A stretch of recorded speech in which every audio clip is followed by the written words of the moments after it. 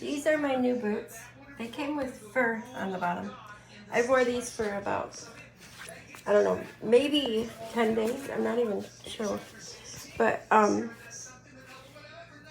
number one, they started leaking immediately, and I didn't even, I stepped in maybe one puddle.